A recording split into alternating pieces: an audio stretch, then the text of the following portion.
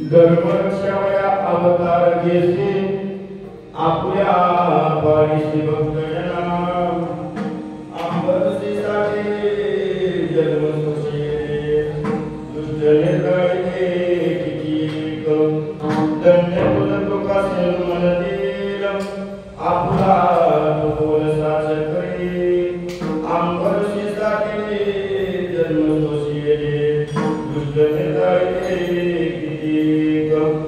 तुका मनी तुझ वर्णिले पुराणे होय नारायण दयाळू अंबरसीसाठी जन्म तो शिरे दुर्गंधायले कितीक पांडुरंगाचा प्रथम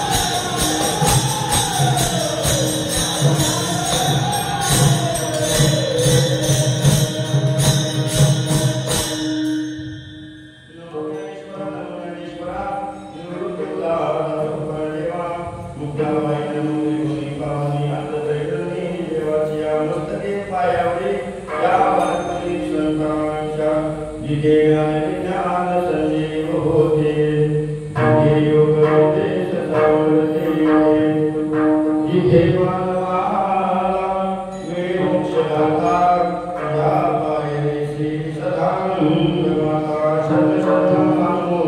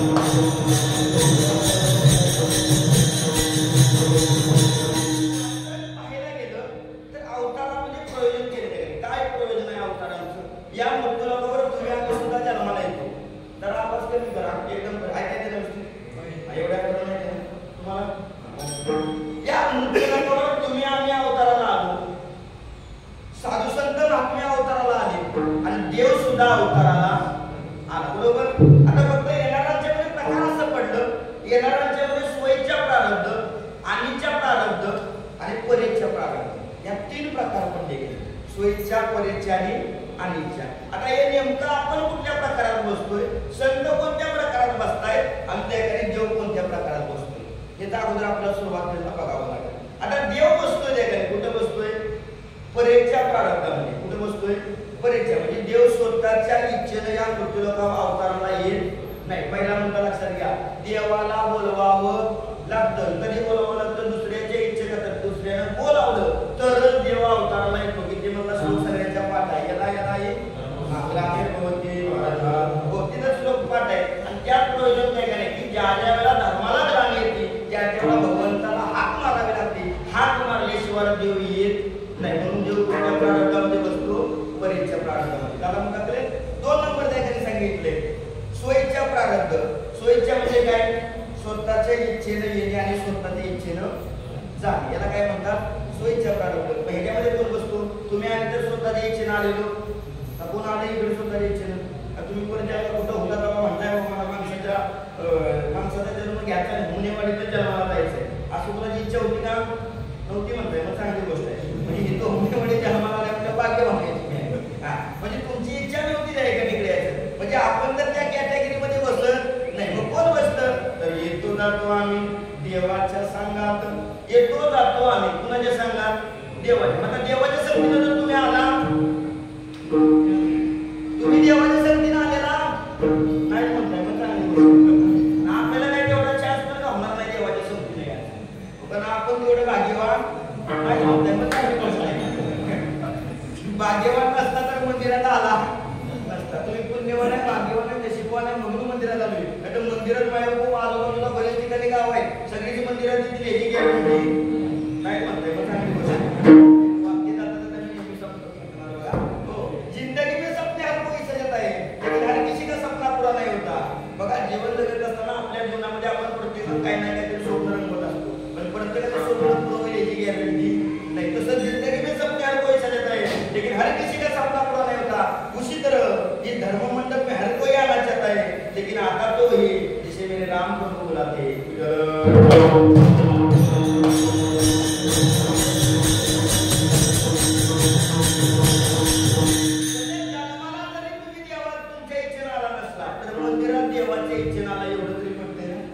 ठीक आहे. म्हणून तुम्ही आम्ही तिथं बसत नाही. मग तिथं कोण बसतं? तर स्वतःच्या इच्छेने येतात आणि स्वतःच्या इच्छेने जातात. तिथं माहिती या कॅटेगरीमध्ये साधू संत महात्मे बसतात.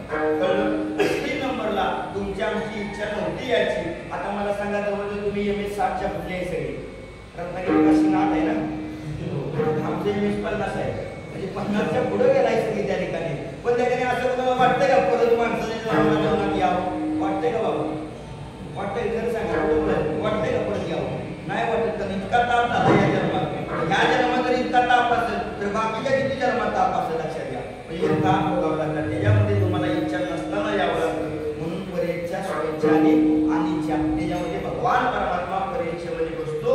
का परीक्षेमध्ये बसतो? तर त्याने सांगितलं तुकोबाई, धर्मरक्षावया धर्माचं रक्षण करण्यासाठी भगवान परमात्म्याला प्रकट व्हावं लागतं. आणि नुसतं धर्माचं रक्षण भगवंत करत नाही, तर भगवंत अवताराला आल्यानंतर काय करतो? धर्माचं रक्षण करतोच करतो. पण ज्यांनी ताप दिलाय त्यांचा संवार करतो आणि ज्याने ताप दिलाय त्यांचा सांभाळतो. कळलं? कळलं का नाही? मी आपल्याला भाव सांगून फक्त रामानं सांगणार आहे तुम्हाला. दुसरं काय सांगणार? आपल्याला भाव फक्त मला काय नाही. आणि धर्माचं रक्षण करण्यासाठी देवाला महाराज कळलं. देवाला आल्यानंतर काय केलं? तर धर्माचं रक्षण केलं. आणि धर्माचा ज्यानं अधर्म केला होता त्याला काय केला? देवानं मारला. आणि मला पूज्यांना ताप दिला होता त्यांना आवडचं केलं. म्हणजे आपुल्या काळी भक्त जना हो, म्हणजे आपल्याचा काय केला? सांभाळ केला. हे कुठं कळलं? तर तुम्ही पुराण वगैरे तर कळत तुम्हाला. हो, तुकोबाला म्हणतात आंबऋषी सारखे जन्म सोशेने दुष्ट निर्भय. भगवंतानं 10 अवतार झाले. 10 अवतार कुणामुळे भोगावं लागलं? आंबऋषी राजा. तुम्हाला सर्वांनी आता तुम्ही 38 वर्ष झालं हा सोहळा साजरा करताय. त्यामुळे बरीच किती तुम्ही ऐकले असणार आहे त्या. मग त्या आंबऋषासाठी भगवंतानं त्याकडे 10 अवतार शोधले. वास्तविक पाहायला गेलं तर हो, बाकीमध्ये अनंत अवतार सांगितले भगवंताचं. भगवंतानं 24 सांगितले ते. आणि त्या ठिकाणी साधू संत महात्म्यांनी 10 मानले. आता 10 मध्ये जर बघायला गेलं तर त्याच्यामध्ये सुद्धा गर्गसेनेमध्ये प्रकार केले त्या अवताराचे 6 प्रकार आहेत. अंश, अंशवश, कला, आवेशपूर्ण आणि परिपूर्ण उत्तम असे 6 अवतार आहेत. त्याच्यामध्ये बाकीच्या 4 अवताराचा विषय सोडा. त्यातला जो 5वा आणि 6वा अवतार आहे पूर्ण आणि परिपूर्ण उत्तम. पूर्ण अवतार भगवान रामप्रभूंचा आहे आणि परिपूर्णोत्तम अवतार हा भगवान श्रीकृष्णाचा आहे. हे गर्गसंहिता वाचा. म्हणजे गर्गसंहितेचा अवतार काय आहे? पूर्ण अवतार का आणि परिपूर्णोत्तम अवतार का आहे? म्हणून परिपूर्ण मध्ये कृष्ण आणि पूर्ण अवतारामध्ये किंवा पूर्ण अवतार रामकृष्ण प्रमाण परिचय काय. मग पूर्ण अवतारामध्ये भगवान परमात्मा बसतो. मग भगवंत जन्माला आला, दुष्टांचा संहार केला, भक्तांचा सांभाळ केला. भक्तांचा सांभाळच केला ना. अंबरीश राजाच्या ठिकाणी काय गरज नसताना दुर्वासा ऋषीने शाप दिला, पण देवाला म्हणजे मी काय गुन्हा केलाय त्या ठिकाणी. देव म्हणजे काय करून तुझा काहीच गुन्हा नव्हता, सर्वांना कथा मला काही म्हणजे जायचं नाही. हो आणि त्या ठिकाणी म्हणजे मी तुझा शाप भोगायला तयार आहे. भक्तावर आलेलं संकट देवानं आपल्यावर आपुल्या पाळीशी आणि तिसरं ठिकाणी तुला यावंच लागतं देवा, कारण तू कृपेचा सागर आहे, दयेचा सागर आहे. धन्य तुझं कृपा सिंधू म्हणतील, आपुला तू बोल साच करे. आणि एक सांगतो, देवाला जर तुम्हाला मृत्यूलोकावर बोलवायचं असेल तर देवाला स्तुती केल्याशिवाय देव येत नाही. हे देवाचं वैशिष्ट्य आहे. देवाची प्रार्थना केल्याशिवाय देव या मृत्यूलोकात अवताराला येत नाही. म्हणून देवाची स्तुती तू गौरवाने केली की बाबा देवा तू धन्य आहे, कृपेचा सागर आहे, त्यामुळे तू अवताराला आलाच पाहिजे आणि आपला गुण साच केला पाहिजे. साच म्हणजे काय केला पाहिजे की धर्माचं तुला रक्षण करावंच लागेल. असं मी सांगत नाही तर तुकोबाराय म्हणतात, तुकाराने तुझं वर्णिती पुराणे होय नारायण दयाशिव. अनेक पुराणाने त्या ठिकाणी 18 जे पुराण आहेत त्या पुराण भरभरून तुझं वर्णन केले आणि तुझा येण्याचा विषय फक्त एकच आहे, धर्माचं रक्षण करणं. कळला आपल्याला भाव? कारण तुमचं चिंतन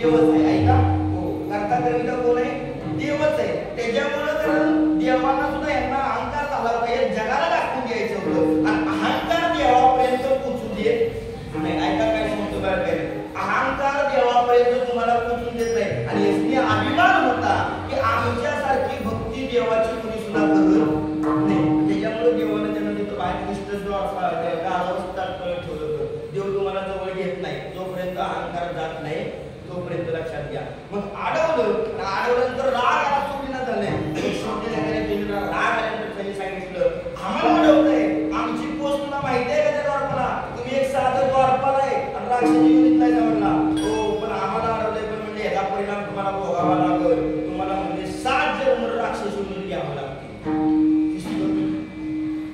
आता हिंदी संतानिक संत आहे संतांनी गेलेला शाप आहे जे कापलं भरलं आणि तेवढ्यामध्ये त्या जगाच्या मालकाला टेन्शन आलं ते आलं की बाहेर पडलं बाहेर तितकं तात्कळ ठेवलं देवाला मान घेतली नाही देव कुठं आला बाहेर बोलावलं नाही देवाला कोणी वैशिष्ट्य आहे का देव बोलवतच नाही कारण अहंकार होता म्हणून देवाच्या दरबारात जायला चान्स नव्हता देवाला बाहेर यावं लागलं दारात आणि दारात सांगितलं बाहेर त्याला जे सांगितलं भगवंता अरे काय माझा दोष आहे आमचा तुझं आम्ही रक्षक आहे का म्हणजे कामगार आहे का एकाने आणि त्या कामगाराचा म्हणजे पगार घेतला आम्ही कामाला की तुझ्या याच्याशिवाय इच्छेशिवाय आतमध्ये कुणाला सोडायचं नाही परवानगीशिवाय आतमध्ये सोडायचं नाही आम्ही काय गुन्हा केलाय म्हणजे हे आम्हाला काय दिलाय शाप दिलाय पण एक नवं 7 जन्म राक्षसी म्हणायचं म्हणजे देवाचा म्हणजे आमचा त्याग देव राहतो कुठं वैकुंठात हे द्वारपाल कुठलं होतं वैकुंठात आणि वैकुंठात सदासदी जागा मिळत नाही वैकुंठी जावया नपाची सायस हो सहज मिळत नाही आणि मिळालाय चान्स एकदा गेल्यावर परत यायचं नाही आणि आता म्हणजे ह्याच्या शापामुळे 7 जन्म आमचा मी देवाचा वियोग होणार आणि देवा म्हणजे आमची काय चुकी आहे त्याला ठिकाणी संतानिकांना संतान देवाला समजलं बराच मोठ्या ठिकाणी पण आता वेळ तर बुद्ध तिथं तर मी आवडते घड्याळ बघितलं म्हणून म्हणतो तुम्ही 10 चालू करा बघा 10 चालू केलं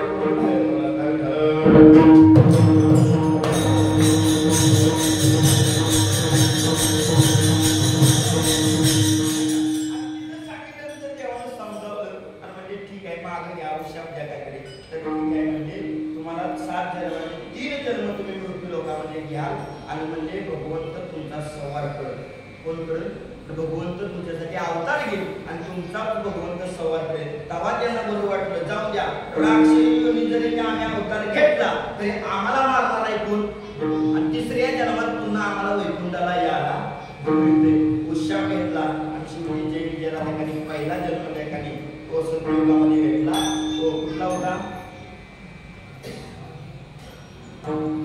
पुराण विराण करावा असता का नाही आमचं टीव्ही बघितल्याशिवाय आम्हाला जमच बरोबर आहे कारण सगळं कीर्तन करायला उत्तर द्यायचं ठरले हे काय वाचायचं नाही त्या ठिकाणी दोन पहिला जन्म सत्ययुगामध्ये झाला त्या ठिकाणी हिरणाक्ष आणि हिरण्यकश्यपूचा पहिला अवतार जय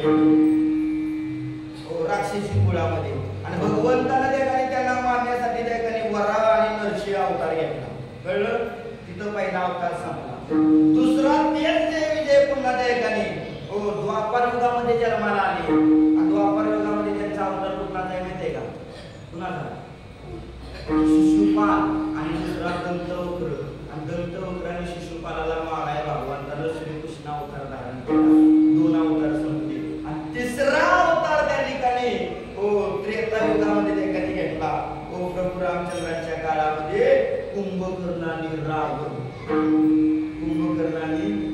दुसरा तिसरा रावण कुंभकर्ण कोण नाही रावण कुंभकर्ण हा जय विजयाचाच अवतार आहे भगवंताने त्यांचा संवार केला आणि भगवंताला राम अवतार घ्यावा लागला रावण आणि कुंभकर्ण मानायला हे पहिलं कारण आहे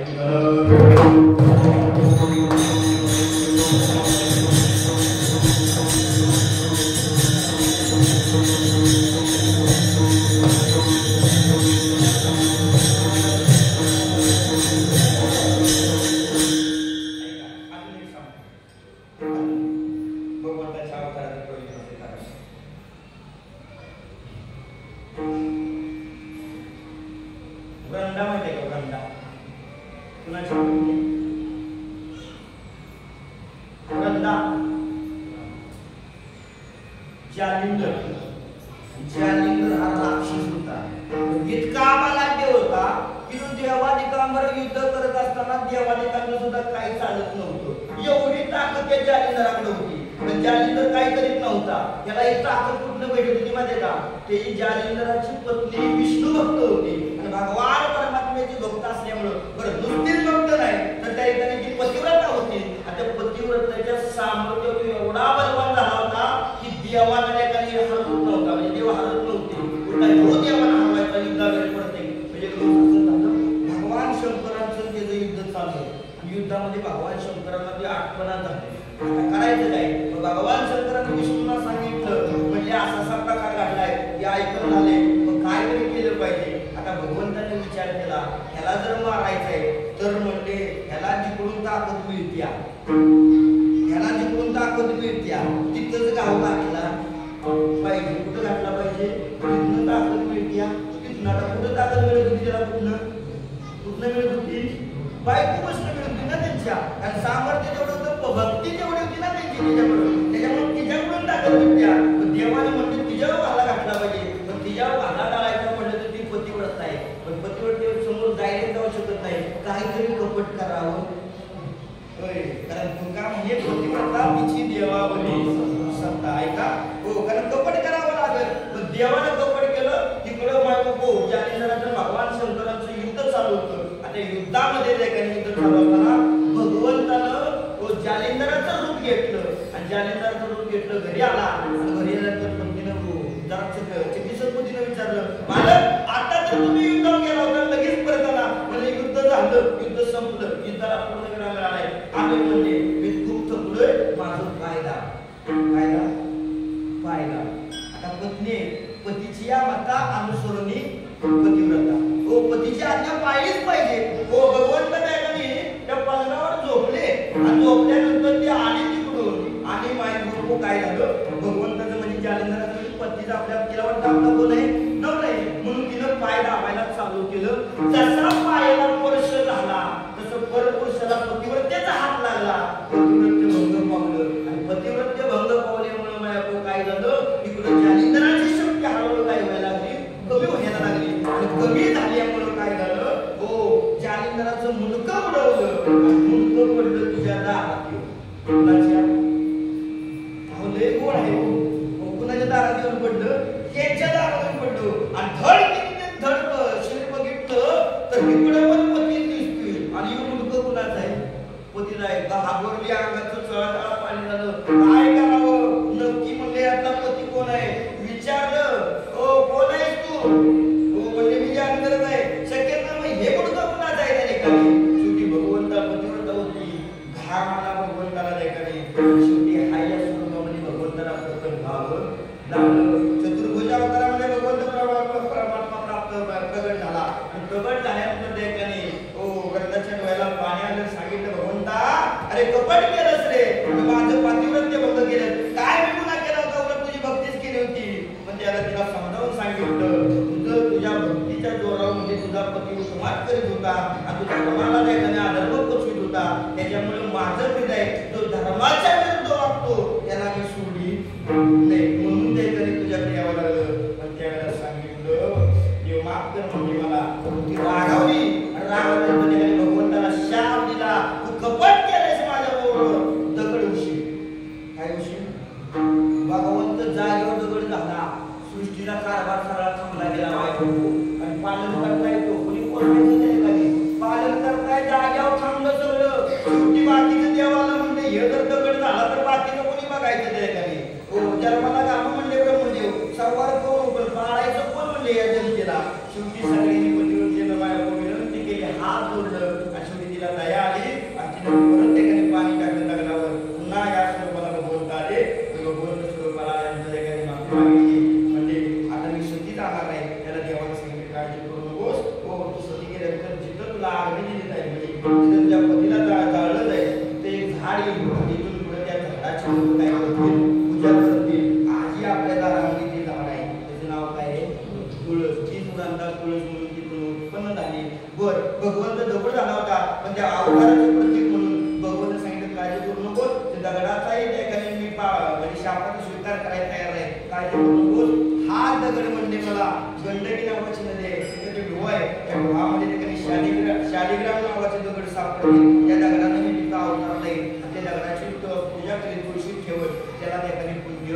पण दुसरा शाप दिलं पण जेव्हा चांगलं केलं नाही मला पतीचा वियोग घडला काळजी करू नकोस म्हणजे जसा मला माझ्या पतीचा वियोग घडलाय पण म्हणजे माझे पतीदेव तुझा काही सामने होते पण पुढच्या अवतारामध्ये माझाच नवरा एखाद्या अवतार घेईल आणि तुझी बायको पळवून आणि म्हणजे तुला सुद्धा जसा मला आता माझ्या पतीचा वियोग केला सहन करावा लागतोय तसा तुला सुद्धा तुझ्या पत्नीचा वियोग सहन करावा लागेल तो ज्याने तर राहून झाला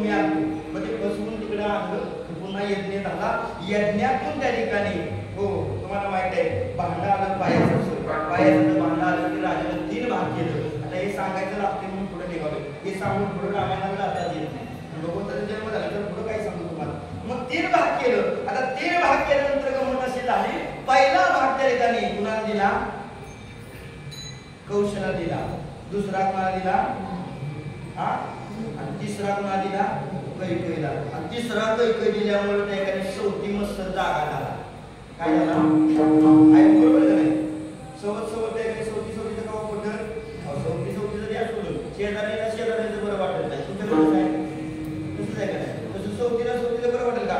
तिनं विचार केला म्हणजे का मी एवढी मोठी राणी आहे त्या ठिकाणी, हो ज्यानं दशरथ राजाला युद्धामध्ये त्या ठिकाणी हो युद्धाचा चाक निघाला होतो, तर या बिचारीनं हात घातला होता ती चाकाला. ती असं काय म्हणतात आली का काही चाक बाहेर निघून गेली, काय म्हणते तुमच्याकडे?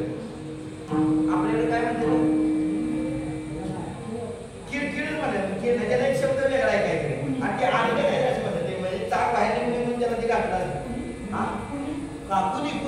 कुणी निघालं ती चाक निघालं. मग काय करायचं? राजा आपला हात नवरा हाणणार म्हणून तिनं हात घातला होता, विचार केला नाही. पण पतीला युद्ध जिंकून तिला सांगितलं वर मागून घेतलं आपण, ती म्हणजे वेळ आल्यावर ती पण नाही हुशार होती. मग तीन भाग दिलं, ती रुसली. या दोघीने त्या ठिकाणी रुसल्यामुळे काय झालं, तिनं खाल्लाच नाही, पण ते ठेवला. एवढे तुम्हाला माहित आहे, पिंड गालीने जन्मिला अंजनीने तपसेला, अंजनीच्या बापासाठी महारुद्र आले उचलला झालेला त्या ठिकाणी कुणाच्या पत्रामध्ये टाकला. पण आता गंमत अशी झाली, एवढं यज्ञ केलंय हो अवतार त्या ठिकाणी एवढा यज्ञ केलाय, आणि जर हिला पोरग झाल्यानंतर परत त्या ठिकाणी लोक नाव ठेवला. पण त्या दोघी सवती चांगल्या होत्या, त्यांनी विचार केला म्हणजे आपलीच हया पहिली थोडा भाग त्यातला काढला आणि तिला दिला. म्हणून त्या दोन भागात तिला दोन झाली फरक आली सतुमत आल्या दोघींना एक ठिकाणी. दिवस गेले हो 9 महिने 9 दिवस झाल्यानंतर कौशल्याची तेज माया कोणी होतं धबाळा विसराय प्रत्येकीला गेलो हो टाकून हे आपले दशरथ राजा प्रत्येकीला ढवाळा विसराय गेलं. हिनं वेगळं ढवाळा दाखवतो हिला कैकेयीला त्या केलं वेगळं अख्खं एक आहे त्या ढवाळा होती बरं का हो रामायणामध्ये एवढा मोठा विसरून आहे ठिकाणी. सुमित्रेला विचारा गेले आणि सगळं गेल्यानंतर काय बघावं त्या ठिकाणी चेहऱ्यावर तेज आणि चैत्र मास त्या ठिकाणी सुरू झाला आणि चैत्र शुद्ध नवमीला बरोबर दुपारी 12 वाजता भगवान परमात्म्याचा जन्म झाला.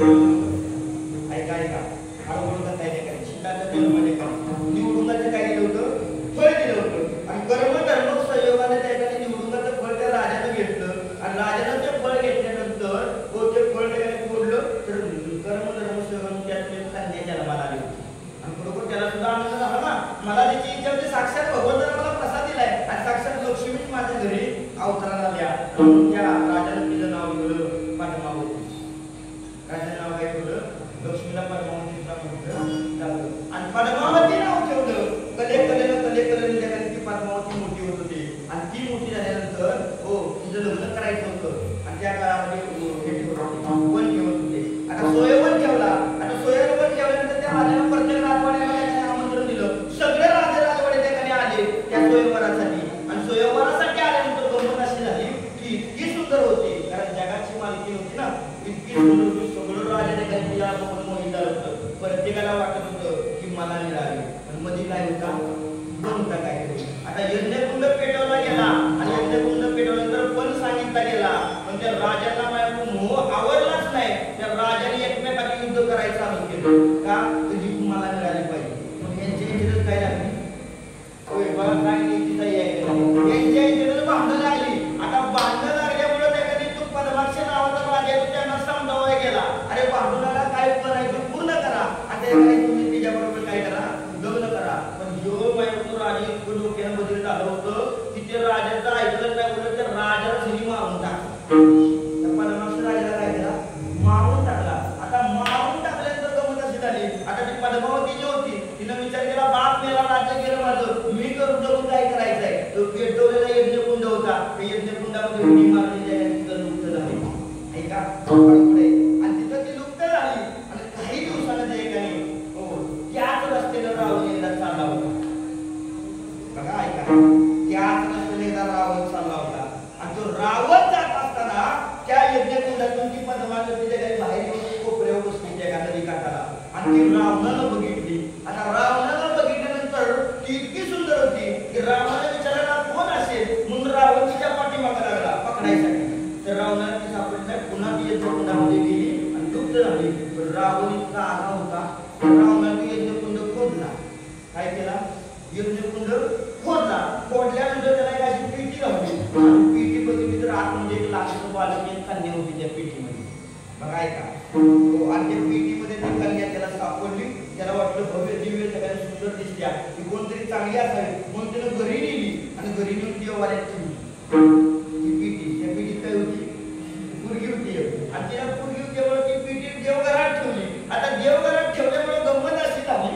हो रावणाची बायको मंदोदरी आली मंदोदरी आल्यानंतर बघितलं तर ती तेजस्वी पुरगी बघितल्या मंदोदरी म्हणजे पूर्ण आणली म्हणजे असे ते यज्ञकुंड फोडला यज्ञकुंडात मला पेटी गावली आणि पेटीत म्हणजे कन्या सापडल्या ती म्हणजे घरी आणली असा पण म्हणजे ही एवढी तेजवान दिसत्या तर ती सामान्य पुरगी नाही कदाचित राक्षसी असू कोण म्हणते ती मंदोदरी म्हणली त्याचा रावण गेला म्हणला मग काय करू मला कुठेतरी नेऊन त्याला ती पेटी पुरून ठेवा काय करा ही पेटी काय करा पुरून ठेवा त्या ठिकाणी रावण गेल्यामुळे ती पेटी पुरायला जंगलात आला तेवढ्यामध्ये आकाशवाणी झाली त्या ठिकाणी आणि सांगितलं हे रावणा ही पेटी सामान्य नाही कुठेही करू नको ज्याची जमीन सत्ववान असेल पुण्यवान असेल तिथं घेऊन जमिनीमध्ये ही पेटी पुर त्यावेळेला रावणाने विचार केला कोण असं सत्वशील राजे कर्मधर्म संयोगाने तीच जमीन एका ब्राह्मणाला दान दिली होती जनक राजाने ऐका हो त्या ब्राह्मणाला दान दिली ऐका त्या ब्राह्मणाला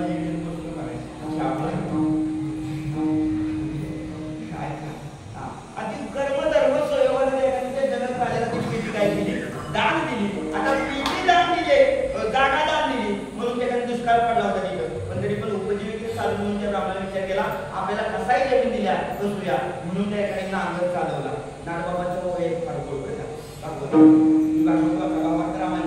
भावार्थ रामायणाचा रामायणामध्ये फार बरोबर आहे सगळा उल्लेख आहे रामायणात सांगितलं भावार्थ रामायणात आणि तिथं एखादी नांगरत असताना सर त्या नांगराचा फळ त्या पेटीत जाऊन काय झाला अडकला आता भरपूर आवाजानंतर परत ती जागा उघडली बघितलं तर त्याला वाटलं गुप्त धन सापडले त्याला उघडली नाही पेटी बघा जुन्यातले लोक प्रामाणिक होती बाहेर ऐका जुन्यातले लोक प्रामाणिक होती पेटी उघडली नाही त्या ब्राह्मणाला विचार केला अरे बाबा जमीन आपल्याला त्या ब्राह्मणाला जनक राजाने दान दिल्या कसाही दिल्या जमिनीतलं जे काय बोलते म्हणजे आपलं आहे. जमिनीतला आतला मुद्देमाला म्हणजे गुप्त धन आपलं नाही. आपण असतो तर लगेच घालला पळवला असतो. माणूस विचार करतो या तिथं त्याला वाटतं दहाची पेटी असेल त्या ठिकाणी. विचार केला त्या ठिकाणी आणि ती पेटी उचलली आणि जनक राजाला सांगितलं मालक ती तुम्ही दिलेल्या ठिकाणी मला भेटल्या तुला ठेवायची म्हटला मला जमिनीव अधिकार आहे. जमिनीतल्या आतल्या भागावर काय सापडलं त्याच्यावर माझा अधिकार नाही. पेटी उघडली तर सुंदर अशी ठिकाणी रूपवती कन्या ठिकाणी बघितली. त्याला सुद्धा हो ती कन्या बघितल्यानंतर तो सुद्धा खूप झाला. त्याला वाटलं वंदाला मला प्रसाद दिलाय आणि शेवटी थाटामाटामध्ये आनंद झाला. बारसं केलं तिथं बारसं नाव दिलं जनक राजा म्हणून तिचं नाव जानकी ठेवलं गेलं आणि एक नाव ठेवलं गेलं धरस्तीच्या म्हणून नाव ठेवलं धरतीची कन्या म्हणून. आणि शेतात मुलांनी का म्हणतो तर ती शेतात मिळाली म्हणून तिला नाव काय ठेवलं सीता. आणि ती सीता हळूहळू ऐका मोठी होत्या. आता मोठी होत असताना गंमत अशी एक आहे तुमच्या भागाला लाभलेलं वैभव ज्यातून एखादी तुमचा परिसर ओळखला जातो ते परशुराम. एक दिवस जनक राजाच्या निक्षत्रिय पृथ्वी 21 वेळा केली होती. आईने छाती 21 वेळा बनवली म्हणून 21 वेळा निक्षत्रिय पृथ्वी करून युद्ध केल्यानंतर एक दिवस जनक राजाकडे आले. जनक राजाने आनंदाने आदर सत्कार केला. त्यांच्याबरोबर एक धनुष्य होता. त्या धनुष्याचं काही ठिकाणी पिनाक सांगितले आणि काही ठिकाणी त्रंबक सांगितले. ते पुराण बदल पण पिनाक किंवा धनुष्य होता. पण तो भगवान शंकरांची तपस्या करून गेली. भगवान शंकराने धनुष्य दिला होता. पण आणि नंतर गणपती बाप्पांची केली त्यांनी तपस्या केली आणि गणपती बाप्पा प्रसन्न होऊन त्यांना परशु दिला म्हणून त्याचे परशुराम नाव पडलं. वास्तविक त्यांचं नाव होतं भार्गवराम. काय होतं भार्गवराम. म्हणजे गणपती बाप्पाला परशुराम हातामध्ये परशु वागत होते म्हणून परशुराम नाव पडलं. आणि तिकडं आले आणि एक दिवस त्याने भोजन झालं. दोनशे साईडला ठेवला होता आणि यांना जातो. जात असताना गंमत अशी झाली की जो धनुष्य होता परशुरामाचा ते म्हणजे धनुष्य कुठे आहे माझा आणि इकडे तिकडे धनुष्य माझ्या शोधायला लागले. आणि शोधत असताना त्या एकाने रागावर येते कुठे आहे धनुष्य. इकडे तिकडे शोध करत असताना तो धनुष्य ओ मायोको सीता आई साहेब त्याने त्या दोन्ही गचमध्ये असा तो धनुष्य धरला होता. बालपणा 6-7 वर्षाचं वय होतं आणि दोन्ही पाय धरून त्याचं गोडं खेळत द्या. जुनी गोडं खेळायचं बघा माहिती आहे का तुम्हाला. गोडं खेळत होती आणि तो प्रकार त्याने भार्गवरामाने बघितला. भार्गवरामाने बघितल्यानंतर त्याने तो धनुष्य सामान्य नाही 500 माणसाला उचलणार नाही एवढा बालाडे धनुष्य आहे आणि एवढी 5-6 वर्षाची मुलगी उचलते देव धरलाय आणि गोडं फिरत्या. आणि त्यावेळेला त्याने विचार केला की धनुष्याला स्त्रीचा प्रश्न झालाय मी काही स्वीकारणार नाही म्हणून म्हणजे कुणाकडे ठेवा तुमच्याकडेच ठेवा. दशरथ त्या राजाला सांगितलेले धनुष्य सामान्य नाही किंवा तुला पुढं उपयोगाला येईल. मग त्यावेळेला आज्ञा दिली बरं का तो मोठे नागपा पाहिजे. माझ्याकडे व्यवस्थित पाठ नाही काल सर त्याकडे वाचता होता आमच्याकडे काही भार्गवरामांच्या आज्ञा आहे. आणि भार्गवरामांच्या आज्ञेने सांगितलं की या धनुष्याला जो पंचा लावेल म्हणजे ती दोरी लावेल त्याला सीता काय करेल माळ घालेल. कारण तिला पण नवरात असल्यास क्वालिटीचा बघितला पाहिजे मुलगी एखादी डॉक्टर चालेल का पण तसं आहे कसं त्याकडे जमलं पाहिजे ना सोयरी केली काय. मग त्यावेळेला विचार केला मग मुलगी म्हणजे तशी करायचं काय झाली त्यावेळेला म्हणजे ठीक आहे. पण सीता मोठी झाली सीता मोठी झाल्यानंतर तो स्वयंवर करायचं ठरलं म्हणजे पान ठेवायचं ठरलं. तुम्हाला त्या सर्वांना माहिती आहे हो. त्यावेळेला दुसरा एखादा भाग असं ऐका की ज्या वेळेला स्वयंवर करायचं आहे त्यावेळेला जनक राजाने पत्रिका लिहायला घेतल्या राजांना देशोदेशीच्या पाठवायला. त्यावेळेला 56 देश होते 56 भाषा होत्या. किती होत्या म्हणून ज्ञानोबारायांनी 56 भाषेला केला असे ज्ञानेश्वरीमध्ये म्हणून 56 देश होते. त्या 56 देशापैकी त्या ठिकाणी त्या जनक राजाने 54 देशांच्या राजाला पत्रिका दिल्या. किती देशांच्या 54 देशांच्या राजाला पत्रिका दिल्या आणि 2 देशाच्या राजाला पत्रिका दिल्या. तुमची तयारी झाली नाही फुलं वाटत मला आज्ञा करा मी संपवतो ऐक. आणि 2 देशाच्या ह्या बघाचा भाव सांगितलं म्हणून म्हणलं मी तुम्हाला ते सांगणार. आता त्याला पर्याय नाही वेळ संपली ऐका एवढं संपल्या आणि 2 देशांच्या राजाला पत्रिका दिली नाही का. त्यातला एक म्हणजे त्या ठिकाणी कोण होता रावण लंकेचा राजा रावण. दुसरा म्हणजे दशरथ राजा. दोघांना पत्रिका दिली होती. आता दशरथ राजाला का दिली होती रावणाला का दिली होती तर रावण हा त्या ठिकाणी हो बलाढ्य होता सगळं होतं पण रामायणाचं सांगतं रावण 24 गोष्टीनं बुद्धी आपली लायकी नाही. कारण त्याच्या इतका श्रेष्ठ मूर्ती लोक दुसरा भक्त कोण झाला नाही. पण रामायण सांगते म्हणून समजते की त्याला 26 गोष्टीने बुद्धी नव्हती म्हणून त्या ठिकाणी तो म्हणला आपल्या मुलीला शोभायसारखं नाही केलं म्हणून पत्रिका दिली नाही. दुसरा एक गोष्ट म्हणजे जनक राजाला त्या ठिकाणी का दिली नाही. दशरथ राजाला त्याचं कारण एक आहे. एकदा काय झालं जनक राजाच्या राज्यामध्ये दुसरा ज्यावेळेला पडला होता त्यावेळेला जनावरं मरू लागली होती आणि जनावरं मरत असताना काय करावं प्रश्न पडला. जनक राजा मरत असताना बाहेर टाकत होते आणि बाहेर टाकल्यानंतर अशी झाली मुलं जागी वगैरे फक्त वीक्षण करू नका. तुम्ही माझ्याकडे लक्ष द्या. मी महत्वाचा पॉईंट सांगतो तुम्हाला. भजन करा.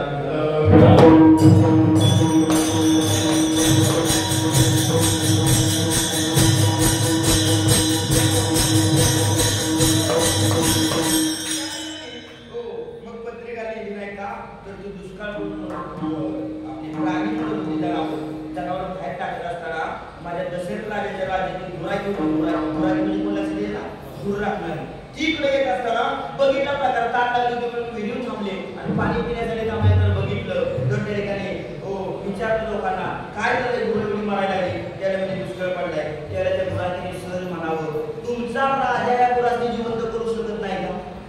कोण म्हणलं गुराजी कुठलं गुराजी. दशरथ राजाच्या राजाने गुराजी म्हणलं या मेलेल्या जनावराला तुमचा राजा जिवंत करू शकत नाही का. तशी फोटो काढताना आपण बघतो का कॅमेऱ्याकडे तशी ते एखादी बाकीची बघायला लागली म्हणजे जनावर जिवंत करायला राजा काय आमचा देव आहे. म्हणलं का देव काय तुम्हाला कसला राजा तुमचा म्हणला ही जनावर आम्ही जिवंत करू शकतो. कोण म्हणते तशी त्या दोघांनी धरून राजाकडे उभं केलं. राजाला सांगितलं म्हणजे कुठलाही तुम्ही राजाला विचारलं म्हणजे आम्ही दशरथाने न घेतलाय तसं द्यायला होतो. आमचं काम म्हणून आम्ही पुढच्या गावाला जातो जाताना आम्हाला तुमची जनावर गेलेली दिसली म्हणून आम्हाला ते वाईट वाटलं म्हणून विचारलं. तर म्हणजे तुम्ही म्हणताय आमची जनावर जिवंत करतो. हो म्हणजे करून देतो म्हणजे करा मग. पण म्हणजे आमची गुरु राखायची काठी कशी नाही काठी म्हणजे आमची गुराकडे जातो का नाही. ती गुरु राखायची काठी म्हणजे आमची घराकडे नाही ती आणायला लागल. तर ते तसं जनक हुशार आहे तुम्हाला इकडे सोडलं म्हणजे तुम्ही पळून जाशील म्हणजे पळून कशाला एक काम करा आमचं एक ठेवा आणि एक जण आमच्यावर पाठवा येतो काठी घेऊन आणि काठी घेऊन आला आणि मेलेली जनावर सगळी माहिती काठी त्याच्यावर सगळी जनावर मेलेली बटाटा होती ना आपापल्या घरी होती. राजा म्हणजे झाला ज्याच्या राख्यामध्ये एवढी ताकद आहे मेलेली जनावर जिवंत करतोय. राजा किती महान असेल आणि एवढ्या मोठ्या घरी आपली मुलगी द्यायची आपली लायकी म्हणून पत्रिका लिहिली नाही. विचार केला आणि सांगितलं पुन्हा कोणाला लिहा म्हणजे दोन राजा म्हणजे रावला तर ठीक आहे म्हणजे दशरथ राजाला पत्रिका पाठव. मग त्या ठिकाणी याच्यावर त्याची पत्रिका लिहिली आणि विश्वामित्रांच्याकडे ती पत्रिका सोपवली आणि विश्वामित्रांचं आगमन रामायणामध्ये झालं. आणि परत तुम्हाला सर्वांना माहित आहे भगवंताला इकडे घेऊन आली विश्वामित्र इकडे आले घेऊन स्वयंवराला. आता वास्तविक पाहायला गेलं रावणाला आमंत्रण नव्हतं. 56 देशाचे राजे सगळे आले आणि रावण पहिल्याच खुर्चीवर बसला होता. पहिल्याच खुर्चीवर बसला होता. त्याला आमंत्रण नव्हतं त्या ठिकाणी तरी सुद्धा तो पहिल्याच खुर्चीवर काय झाला होता बसला होता. पण त्याला उठ म्हणायची कुणाची विषय नव्हती पण बाकी सगळी त्याला भेट होती. आता सगळे राजे आल्यानंतर विचार केला रावण पहिल्या खुर्चीवर बसलाय. आता कारण सगळ्यांना माहित होतं रावण धनुष्य बरं का कारण ताकद माहिती होती रावण आपलं म्हणजे काही काम नाही. पण एक दिवस असताना स्वयंवर चालू याच्या अगोदर याच्यावर कधी शिकाई साहेबांनी काम कर जे सगळं 56 देशाचे राजा आले त्यांना एकदा बघून घे. परत म्हणून मला धनुष्य म्हणणार योग पसंत नाही योग पसंत नाही आधी बघून घे. बघ सीता साहेब पांढऱ्या हत्तीवर बसल्या हातामध्ये सुवर्ण कमळाची माळ आहे किंवा काही ठिकाणी औषधाच्या फुलाची सांगितल्या ती माळ आहे. आणि म्हणजे एकदा बघून सगळं राजा त्या ठिकाणी बघितलं असताना पुन्हा त्या ठिकाणी बापाजवळ आली आणि बापाला सांगितलं बाबा म्हणजे 56 देशापैकी म्हणजे पहिल्या नंबरचं आहे तेवढं सोडून कुणाला तरी मी माळ घातली. पहिल्या नंबरला तेवढं कोण का पहिल्या नंबरला कोण का रावण होता. बापानं बघितलं रावण आहे. आता काय करायचं या देवाला बघितलं तर 2 ते 6 ब्रह्मवेत्ते होते त्या ब्रह्मवेत्त्यापैकी या देवाला एक जनकाच्या पदाला होते का ते हो आणि त्याने असं ऐकलं आता काय करावं या देवाला त्याने सांगितलं तुम्ही पर्याय सुचवा. आता काय करावं त्याला पर्याय एकच आहे म्हणजे एक काम करा सीता सोयीवर 2 दिवस पुढे लागला काय करा पुढे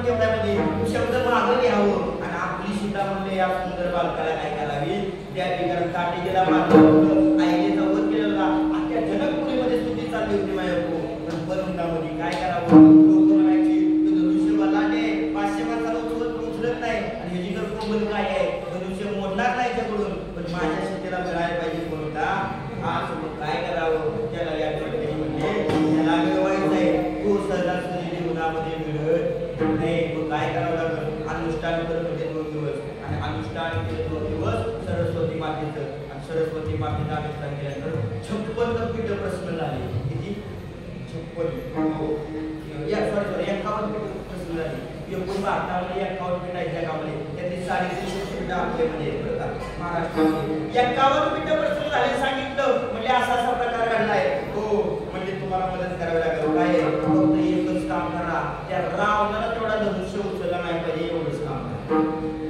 तुला सांगितलं ते 51 पीठांना नाही काय आणि 51 पीठामध्ये काळजी करू नको रावणा धनुष्य उचलणार नाही हे काम म्हणजे मी करतो ऐका हो आणि मग त्या गुप्त रूपाने त्या धनुष्यावर सगळ्या बसल्या दुसऱ्या दिवशी स्वयंवर चालू झालं तिकडे वाटिका आपली जगा भाग आले का भगवंत 2 दिवस राहिले मुक्कामाला मग काय करावं दुसऱ्या दिवशी पूजेच्या पूजेसाठी म्हणजे विश्वामित्राच्या पूजेसाठी फुलं आणायला गेली होती तेव्हा सीता माता गिरजेची प्रार्थना करायला गेली होती की जीव मला मिळावं आता तो आपण फार पडायचं आहे का आपण दाखवून पुढे निघालो मला तुम्हाला सांगायचं तुम्हाला त्या धनुष्याकडे न्यायचं म्हणजे समजून ऐका आणि तिथं आणलं आणि तिकडं मग म्हणजे ठीक आहे आणि दुसऱ्या दिवशी स्वयंवर चालू होतं हो प्रधानांना आज्ञा दिली या म्हणजे राजे कोण उचलले धनुष्य आता रावण पहिल्या पुरुष होता त्याला त्याने गर्व होता ताकदीचा आणि रावण पुढे उठला आता सगळे राजे म्हणजे आता काय आपलं काम नाही आणि रावण गेला आणि धनुष्याला उचलाय गेला तसा धनुष्याला आरोवर उचला छटाडावर पडला तसा छटाडावर रावणाच्या धनुष्य पडला रक्ताच्या उलट्या झाल्या आता रक्ताच्या उलट्या झाल्या कसा बसा तो धनुष्य बाजूला घालायला ठेवला बाकीचे राजे उत्तम घरी जायला निघाले बाकीचं होतं का नाही तो घरी जायला निघालं का तर म्हणजे रावणाची गत अशी झाली आपला तर जीव जाईल म्हणजे आता ही जायला लागल्यानंतर गंमत अशी झाली प्रधानजीने विचारला कुठे निघाला म्हणते तुम्ही अहो कुठे निघालो घरी जातो अहो सोयीवर बाकी आहे छे म्हणते आम्ही सोयीवर बघायला आलो होतो याची ताकद माहिती का आता त्यात काय बघायला आलो होतो काय राजा म्हणलं का सीता आमच्या पुरीसारखे आणि एखादा खिशातनं मंडवळे घेऊन आली पण ती स्थितीची परिणी कळली मग शेवटी त्या ठिकाणी काय योगायोग आहे आणि भगवान परमात्म्याला सांगितलं विश्वामित्रांच्या बघितलं दर्शन घेतलं जावामध्ये आणि भगवंत पावलं टाकत होते पावलं टाकत असताना तो राजर्ष कुमार मदनाचा पुतळा बघितला हो त्याला शिकाय सांगितल्या अरे किती कोमल आहे माझ्या भगवंताला उचलताना धनुष्य पडताना किंवा त्या कंचला होता इजा जर झाली का कोमल काय आहे ना तुमच्या जगत कातलं होतं मस्त त्या ठिकाणी केलं हो सावळा होता त्या ठिकाणी आणि त्यावेळेला म्हणजे काय होईल भगवंताने जाऊन हो या निवडणुकीत सांगितलं म्हणजे धनुष्य म्हणताना म्हणजे लागते म्हणतात प्रश्न आहे तू म्हणजे सांग त्यावेळेला हो ती धनुष्याजवळ गेली आणि त्या गुप्त रूपाने ज्या बसल्या होत्या का नाही हो त्या 51 पीठ त्या 51 पीठाला सांगितलं की भगवंत भक्त धनुष्य मोडायचं नाटक करतील धनुष्य आपोआप भंग झाला पाहिजे देवाला इजा झाली काय पाहिजे आणि देवानं नाटकच केलं धनुष्य मोडायचं धनुष्य उभा केला आणि तुम्हाला सर्वांना माहित आहे धनुष्याला प्राण चला धनुष्य मध्येच भंग पावला आता मध्येच का होता काम नाही एका मनावर सोडलं धनुष्य बघ आता मध्येच मोडला देवाला त्याला कारण नाही 60 कारणाचे रामायणामध्ये वाचताना तरी कधी वाचायला जाईल आणि एका पाकीच्या कागदात तिथं सांगायचं 60 कारणाचे धनुष्य भंग पावला तसा धनुष्य भंग पावला तशी काय लोक धनुष्याजवळ गेली आणि धनुष्याला सांगितलं अरे धनुष्या तुटला गेलाय तुला वाईट वाटत नाही का धनुष्याला हिरवायला लागली ना माझी तुमच्या पसरली त्या धनुष्य म्हणला मला अजिबात वाईट वाटत नाही लोकांनी विचारलं अरे बाबा काय ऐका शेवटचं वाक्य पुढे ऐका मनापासून ऐका धनुष्याला विचारलं वाईट वाटत नाही का तुला हो म्हणजे काय म्हणतो त्यामुळे शेवटचं वाक्य एंडच काय करू आम्ही पण बाळाच्या पुढे जात नाही अजून काय थांबलेलं 5 मिनिट बरोबर सोबत आपण काय बोला दोनच शेवटचं 2च विचार धनुष्य तुटला धनुष्याला तुम्ही आम्ही बोललो नाही का नाही आणि बोलल्यानंतर धनुष्य लोकांना म्हणला मला वाईट वाटत नाही का वाईट वाटत नाही त्याला धनुष्याने सांगितलं रे बाबा ज्या वेळेला मी जोडलेला होतो त्यावेळेला म्हणला मी इतरांना तोडत होतो. ऐका माहिती, ज्या वेळेला मी जोडलेला होतो त्यावेळेला म्हणला मी इतरांना तोडत होतो, पण आज मी तुटलोय तर सिद्धीला रामाशी जोडतोय. कळलं का?